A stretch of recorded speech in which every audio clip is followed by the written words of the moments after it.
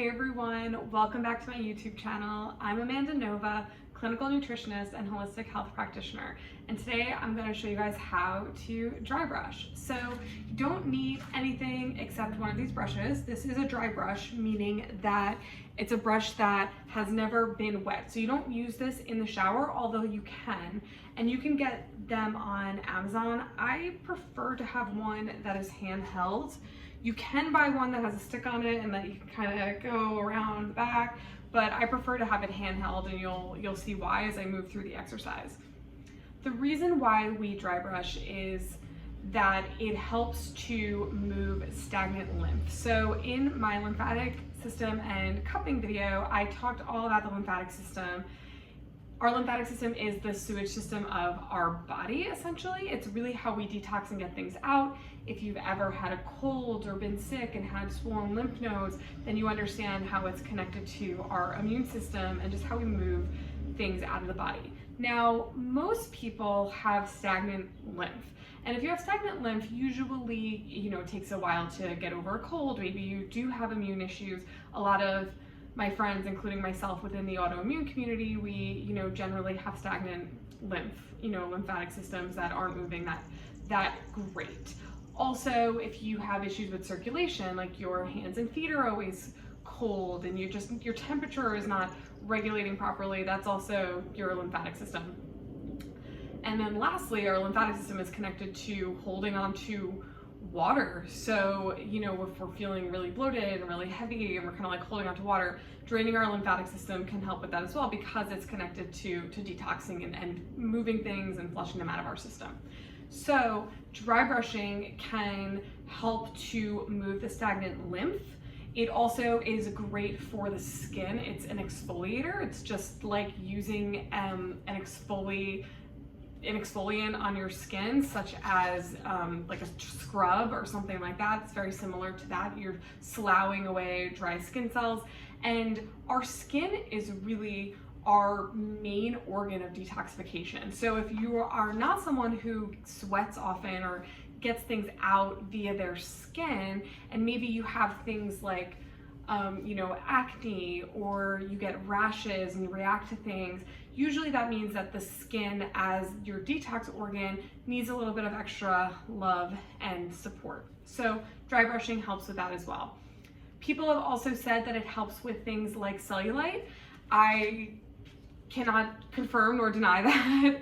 That's definitely not the reason why I do it, but I have heard that as well. I think because you are really breaking up the tissue when you are dry brushing. So similar to the cupping, when you're really working within the fascia and the tissue and breaking that up, it can, have a effect on a smoother appearance of the skin. So when we dry brush, we always want to do it before a shower or a bath, because you are going to kind of, bring things up to the surface, and you want to make sure that right after that you go rinse them off. So I'm doing it here today in a bathing suit. You would probably do this naked in your bathroom, but just like I said in my cupping video, this is this is PG, so I will be wearing a bathing suit. But normally, yes, you would do it naked before you go into a shower or a bath. Always start with the bottom of your body and flow towards the heart. That is the way that the lymphatic system moves. So you always want to be coming from the bottom up and from the top down towards the heart. So you want to use short strokes. And in terms of how tough or how lightly you do it is really dependent on how long you've been doing it, how much you can tolerate, and really what feels good. I can go a little bit rougher with the dry brushing, just because I've been doing it now for probably about 10 years on and off. So to me, I'm a little bit less sensitive. If you have sensitive skin, go a little bit lighter, and as you start, go a little bit lighter, but know your limits here. So I always do these like shorter strokes, and always start with one leg and move up the calf in these strokes, short strokes up the thigh. You would do this on both legs, and you just kind of work your way up and then, you know, do the booty, and then you would do your abdomen. Now, in the abdomen, you can brush up, but I really like to do actually the circular motion. This helps with digestion, so it gives a little bit of extra love and extra support in getting things moving. And it doesn't really matter what direction you could do both. And then you would continue to do the short strokes on the back and all the way up, you know, around the areas such as the breast. The skin is obviously a little bit more sensitive, so I'll leave that to you guys whether or not you want to do that area or not. But if you did, you would likely also move in circles around, just because there are lymph nodes in that area. But again, it's totally a go choose your own adventure here. And then then you would start to come down from the neck again towards the heart. The arms, you work up and in, and then you would do the armpit. Of course, like I had mentioned earlier, if you've ever been sick and you've had swollen lymph nodes, you know that there's some under the arm. That's one that I've gotten so frequently. Like, I'll get strep throat and then I have a lymph node under my armpit, and I'm like, how is that even related? But that's the lymphatic system's trying to help you detox and get the infection out. So definitely don't want to forget that area. And you would just do these ones down. You know, you could also move towards in like that. And then I often get a lot of questions about the face.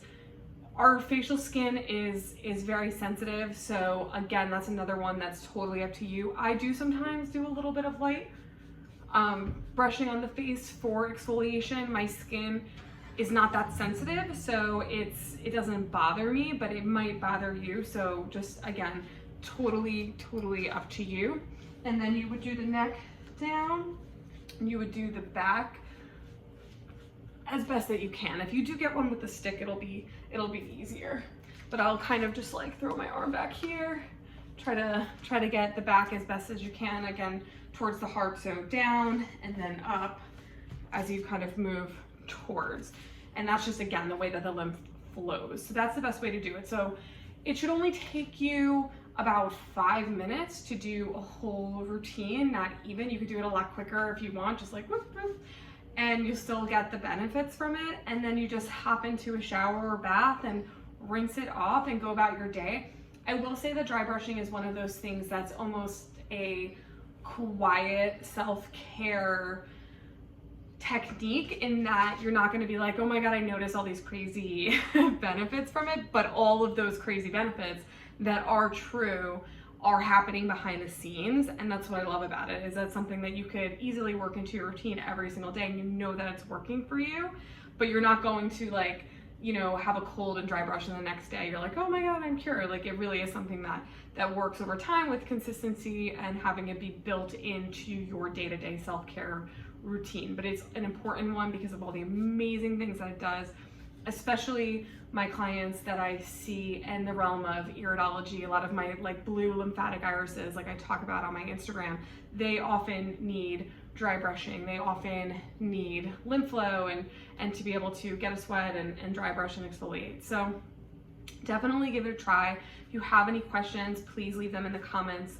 below. I will link the brush that I use from Amazon, and like, subscribe, do all the things. I really appreciate it, and looking forward to sharing more content with you guys soon on the channel. Thanks.